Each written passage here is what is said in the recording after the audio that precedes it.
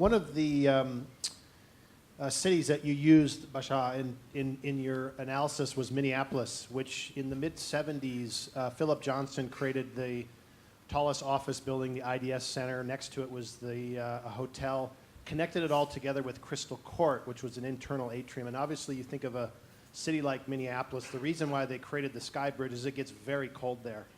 So they started this network from this Crystal Court and radiated out through the city over the years. But what happened is it killed the city street. And even 40 years later, the city is still trying to find a way to get the vibrancy of the city back. Because you can imagine if you bring everybody up to the street or up to the skyway level, all the shopping and stuff is there.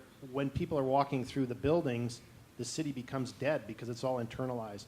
So I want to ask if the King Abdullah Financial Center has thought of that. I know the Henning Larsen master plan and all of the green space, they call them the wadis that you go through, which to me seemed like great pedestrian spaces to be outside. Obviously maybe not when it's 30 degrees Celsius.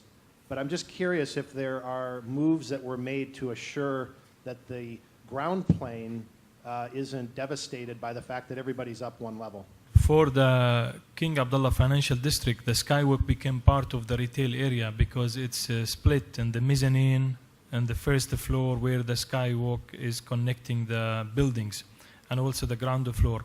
Most of the facility in the ground floor is going to be, as we know from the client, restaurant and coffee shops. So the retail is in the mezzanine and in the first floor.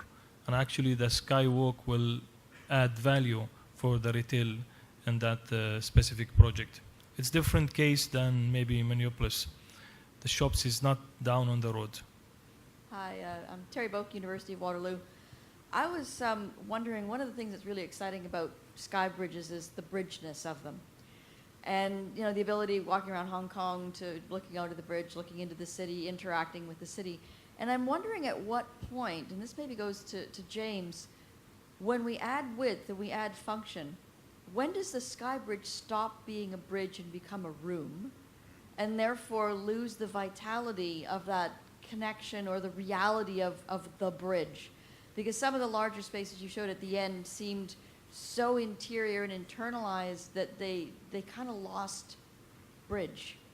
And I'm wondering if you can respond to that. I think it's a very fair comment. I think what I was trying to show is that during times of the day, it has to be a full open bridge, maybe with just some seating to then cater for the movement of the people and the openness of it. But you know, I think footbridges are moving on. I think when they're just by themselves, they can be closed. You know, they can almost be too sterile. We've had a lot of fun with putting artwork on our footbridges. Actually, we've actually been experimenting recently with our recent branding campaign by actually closing off the footbridges and internalizing the message. I think you have to make sure that they're left flexible as much as possible. But I do agree that as you start getting to the really wide footbridges, like the one that connects the Hong Kong station with IFC2, you know, Apple has taken over the entire half of that footbridge. The other half is actually quite solid, but the thing that Apple did fantastically was they left it open. So you have the feeling of an open shop that then opens up into the new park area that's being developed in Hong Kong right now. It is a challenge. Agreed. Hi, this is a question for Mr. James again. Hong Kong has definitely set an example of putting up sky bridges, you know, from typology to morphology in the city, and it has actually set an excellent example for the rest of the cities in the world. What do you see as a future of the sky bridges in terms of, do you see them, you know, I'm sure Hong Kong is already doing it, but in terms of exchange of utilities, or maybe in future, you know, kind of a renewable energy resource which can actually add the utilities to the grids to the city? How do you look at the future of the skywalks and the sky bridges? At the moment, because of Hong Kong's density, the sky bridge, the footbridge system has been limited to the first, second, third floor. People are looking at how to make use of the roofs of those footbridges for facilities. Again, there's talk about how can we maybe widen some of our footbridges. We did a study in the late 1990s, which didn't actually happen, where we were actually proposing to widen some of our footbridges with the intent of actually putting more functions on them.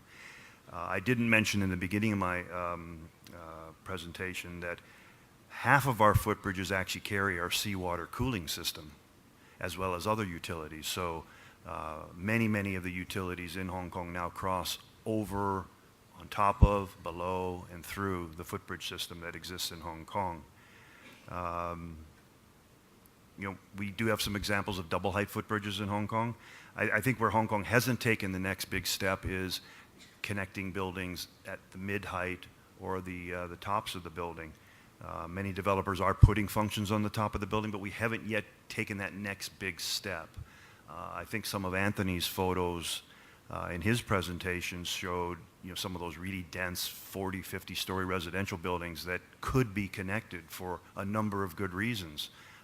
Public spaces where the refuge floor is, potentially augmenting the fire safety systems of those buildings. So that's being talked about now at the highest of levels, both within the government as well as within some of the major developers in Hong Kong. I think you're going to see it now start to happen in Hong Kong in a big way with some of the density that we have there. Jim, have you ever tried to put a number in terms of the economic benefit of these bridges? Because if one can quantify the benefit to business, they increase the business by 3% or 5%, then I think developers will start doing them automatically.